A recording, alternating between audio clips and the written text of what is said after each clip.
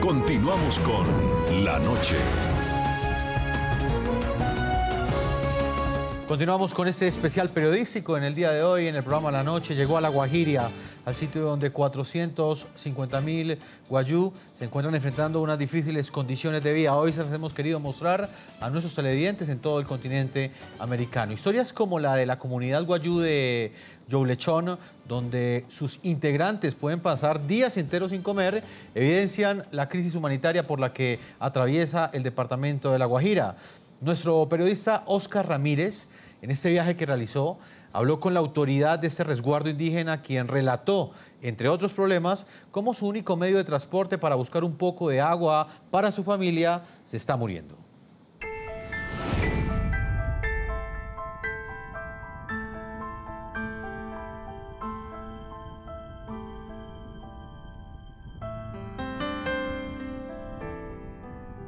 Hasta esta ranchería no llega el agua, no llega la comida, pero sí la publicidad política cuando se aproximan épocas electorales.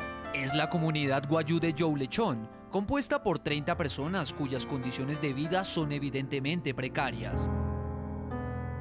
Esto es muy difícil, vivir en una ranchería donde no hay nada, donde nosotros no tenemos ni cómo trabajar. Porque si cortamos madera, no se puede cortar madera para hacer un carbón, porque esa es la única solución de nosotros es eso. Pero como ya no se puede cortar madera, entonces, ¿qué tenemos que hacer? Aguantar o que alguien nos ayude. Nos trasladamos hasta allí con el objetivo de registrar testimonios y la bienvenida de Nelly Mendoza inmediatamente se transformó en denuncia. No solamente en esta sola, sino en las rancherías que están cerca, bastante necesidad que estamos pasando, más que todo con el agua, más que todo con los niños que están desnutridos. A mí me gustaría trabajarlo para darles comida a ellos. 4 animales toman 2 canecas. Eran las 16 horas y su familia no había comido. La suerte no los acompañó en la diaria búsqueda del agua. La situación era crítica. Mi papá sufre de corazón, se ahoga. Y entonces cuando vas a cargar atrás, buscas el burro, quizás dónde, porque eso es lo que está pasando aquí. Necesitamos bastante ayuda. En esta comunidad no solo las personas sufren, los animales también. Los pocos que quedan lloran de sed tanto como los niños.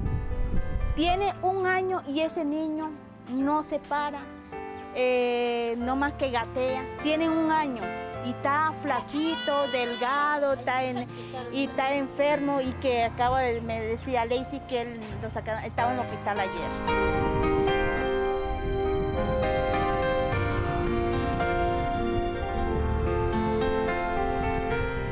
A diario, don Luis, la autoridad de este municipio recorre 4 kilómetros en su burro para traer desde insalubres pozos 2 o 3 galones de agua para abastecer a su familia. Es un desafío diario, pues a sus 76 años está perdiendo la vista y padece otras dolencias.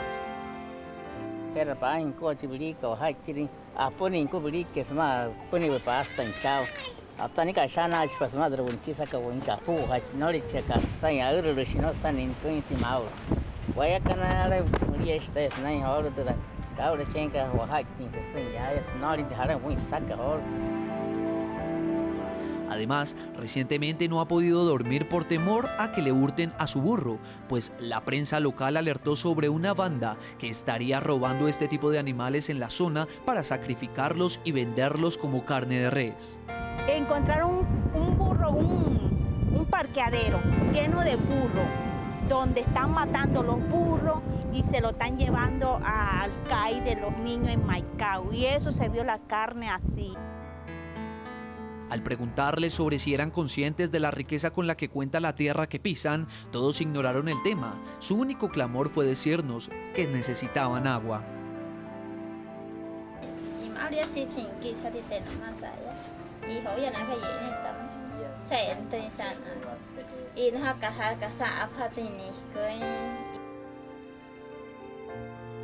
La Guajira sigue siendo un departamento de contrastes. Sus bellas playas y su amable población, que sobrepasa a los 930.000 habitantes, de los cuales el 47% son indígenas, contrasta con la corrupción, el contrabando y el olvido que sufre esta porción de tierra colombiana.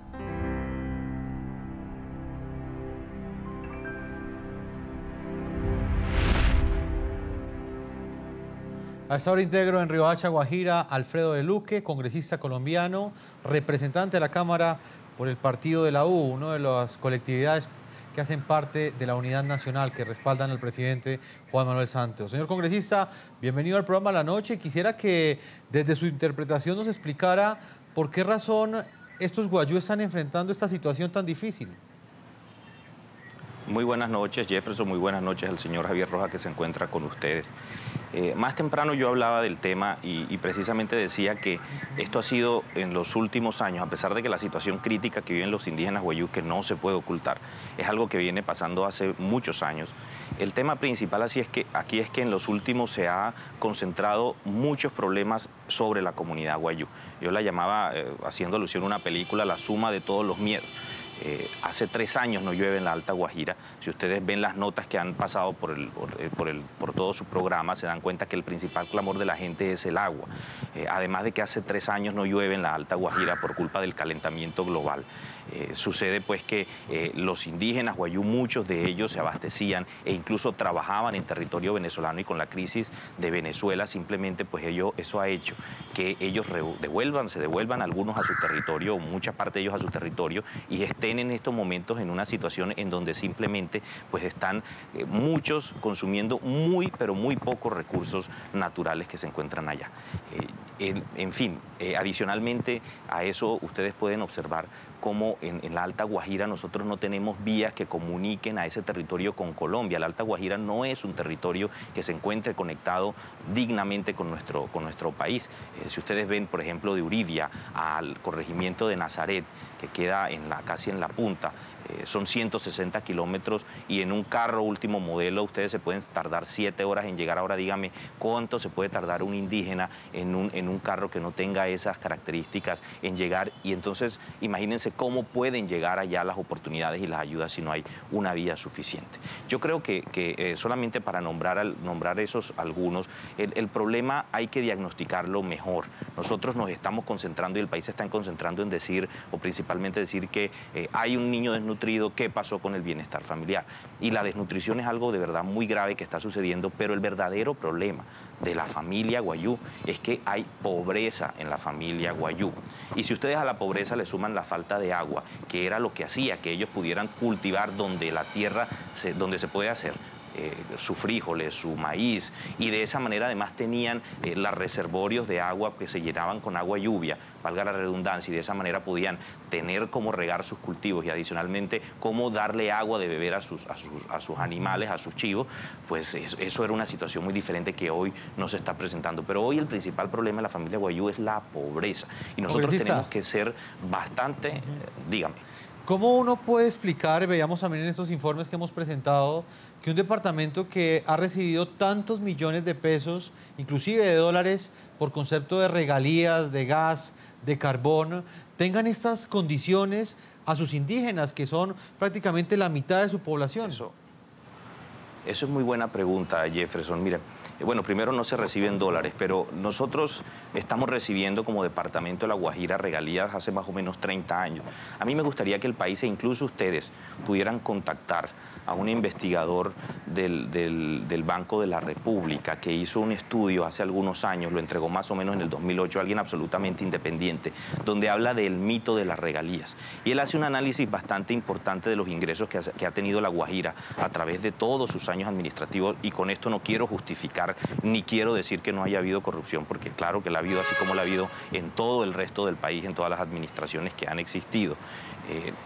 El tema es que las regalías no fueron suficientes para cubrir el rezago histórico que tiene La Guajira con el resto, por ejemplo, de los departamentos del centro del país. El señor hace un análisis, Adolfo Meisel, hace un análisis muy importante y dice, estos son los ingresos que ha tenido La Guajira. Y aún así, teniendo todos estos ingresos, el ingreso per cápita de las personas de La Guajira comparados, por ejemplo, con departamentos como por decir algo, Cundinamarca o el Distrito Capital, son insuficientes, siguen siendo insuficientes.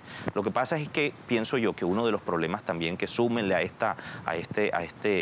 estos otros que mencionaba al principio, es que también los gobiernos nacionales han dejado de pensar en aquellos departamentos, o en su momento dejaron de pensar en aquellos departamentos que tenían regalías porque simplemente por el hecho de tenerlas pensaron que eran ricos y no se pusieron a analizar que esas regalías no eran suficientes para cubrir todas las necesidades insatisfechas que había en La Guajira. Hace 30 años en La Guajira no existían calles pavimentadas en ninguna parte.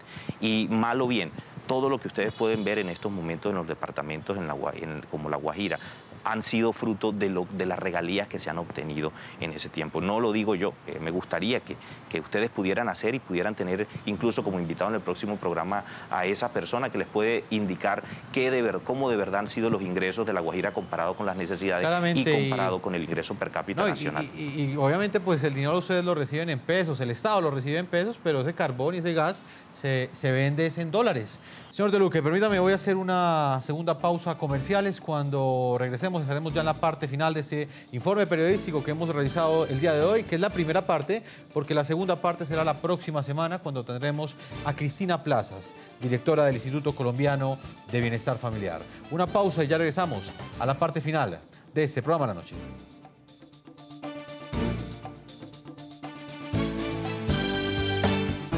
Ya regresamos con La Noche.